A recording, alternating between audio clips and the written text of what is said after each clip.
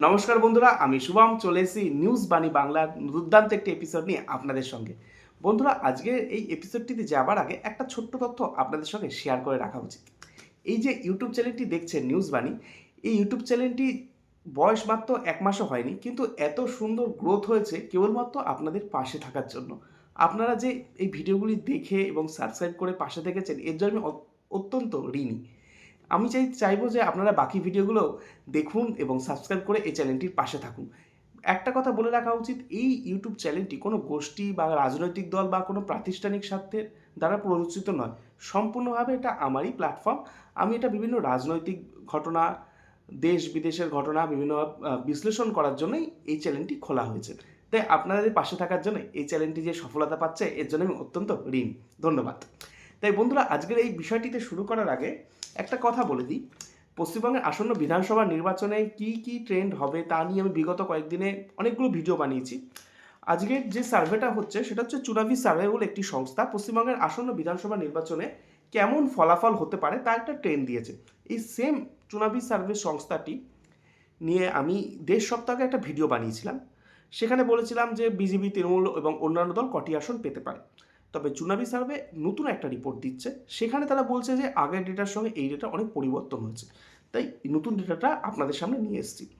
তাই এটা শুরু করার আগে একটা কথাই বলে দিই, চুনাভি সার্ভের সঙ্গে আমি জড়িত নই। চুনাভি সার্ভে বিভিন্ন রাজনৈতিক দলের বা মানে বলা যেতে পারে যে বিভিন্ন ভোটমুখী বিভিন্ন রাজ্যে একটি ডেটা প্রকাশ করে এবং তারা তাদের সামাজিক মাধ্যমে সেটা প্রকাশ করে। আমি সেই তথ্যটাই আপনাদের সামনে বিশ্লেষণের জন্য নিয়ে এসেছি। এই ডেটার সঙ্গে আমি জড়িত নই।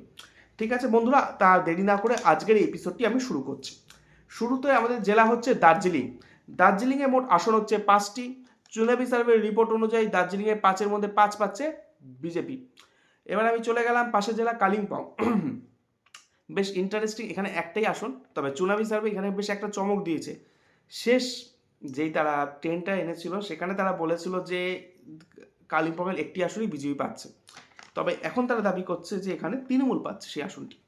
যাই হোক, পরের আসন চলে গেলাম জলপাইগুড়ি। জলপাইগুড়িতে মোট আসন রয়েছে 60টি। চুনাভি সার্ভের রিপোর্ট অনুযায়ী জলপাইগুড়িতে বিজেপি পাচ্ছে 6টি আসন, তৃণমূল পাচ্ছে একটি আসন। চলে গেলাম তার পাশের জেলা আলিপুরদুয়ার, মোট আসন 5টি। এখানে এদের রিপোর্ট অনুযায়ী বিজেপি পাচ্ছে 4টি আসন, তৃণমূল পাচ্ছে একটি আসন। 2021 এবং 2024 অর্থাৎ 2021-এর বিধানসভা নির্বাচন এবং 2024-এর লোকসভা নির্বাচনে তৃণমূল এই জেলায় খাতা খুলতেই পারেনি। তবে উপনির্বাচনে একটি আসন জিতেছিল।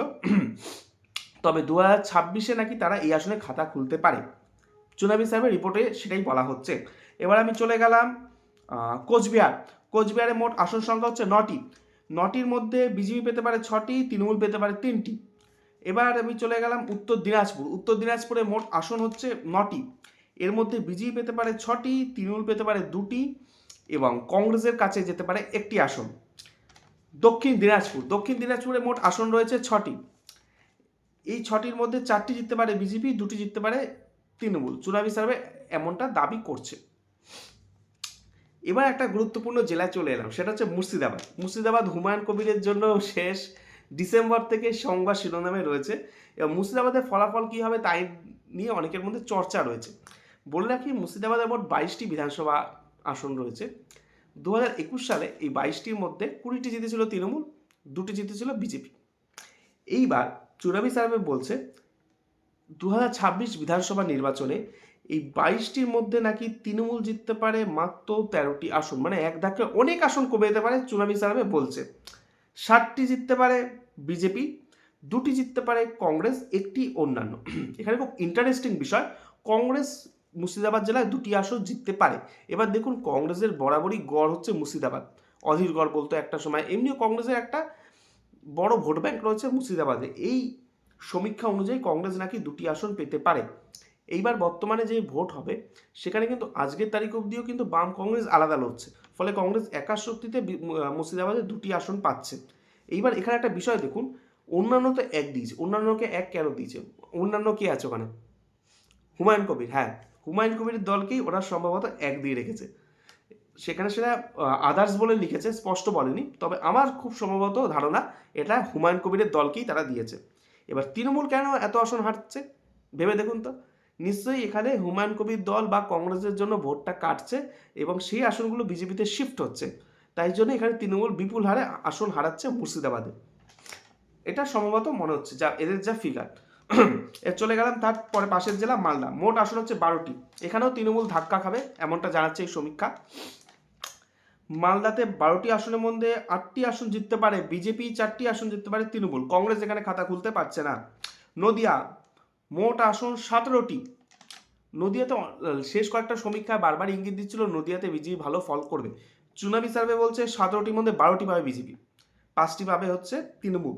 আগেবার তারা জানিয়েছিল একটি আসন অন্যান্য, অর্থাৎ হুমায়ুন কবিরের দলকে দিয়েছিল, তবে এবার 0 দিয়ে দিয়েছে। আর তারপর নদিয়া হয়ে গেল, এবার চলে গেল পুরুলিয়া। পুরুলিয়া মোট আসন হচ্ছে 9টি, 9টির মধ্যে বিজেপি পাবে হচ্ছে 7টি, তৃণমূল পাবে হচ্ছে 2টি। বীরভূম, কেষ্টগড় অনুব্রত মণ্ডলের জায়গা, বর্তমানে তো সেখানে কাজল শেখি পুরোটা বলা যেতে পারে নিজের হাতের তালুতে নিয়ে নিয়েছে। তাই বীরভূমে বীরভূমে মোট বিধানসভা আসন হচ্ছে 11টি। বীরভূমে কিন্তু এখনও তৃণমূল নিজের আধিপত্য বজায় রাখলেও আগের থেকে আসন হারাচ্ছে। মোট 6টি আসনে এগিয়ে থাকতে পারে তৃণমূল চুনাবি সার্ভের রিপোর্ট অনুযায়ী। বিজেপি এগিয়ে রয়েছে 4টি আসনে, আদার্সকে 1 দিয়েছে। এবার হুমায়ুন কবির সম্ভবত ওখানে সংখ্যালঘু অধ্যুষিত আসনে প্রার্থী দেবে, তাই সেখানে তিনি ভোট ব্যাংক কাটবে কিনা সেটার উপর নির্ভর করছে, কারণ কংগ্রেস আর বামেদের তো অত শক্তি নেই সম্ভবত যে বীরভূমে গিয়ে খাতা খুলবে। পূর্ব মেদিনীপুর, ইন্টারেস্টিং, শুভেন্দু অধিকারীর জায়গা। সেখানে 16টি আসনের মধ্যে 16টি জিতবে বলে শুভেন্দু অধিকারী বারবার দাবি করছে, কিন্তু চুনাবি সার্ভে রিপোর্ট অনুযায়ী সেটা কিন্তু ধারে কাছে মিলছে না। এরা বলছে 16টি আসনের মধ্যে 11টি জিতবে বিজেপি, 5টি আসন জিতবে তৃণমূল, অর্থাৎ শুভেন্দু অধিকারী দাবি মিলছে না চুনাবি সার্ভে রিপোর্ট অনুযায়ী।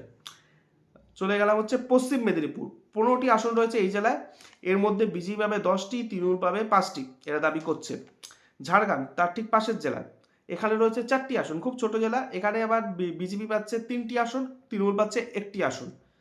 পূর্ব বর্ধমান, 16টি আসন রয়েছে পূর্ব বর্ধমানে, এর মধ্যে 9টি পাচ্ছে বিজেপি, 7টি পাচ্ছে তৃণমূল। মাত্র পূর্ব বর্ধমানে কিন্তু তৃণমূল অনেক শক্তিশালী সাংগঠনিক দিক থেকে।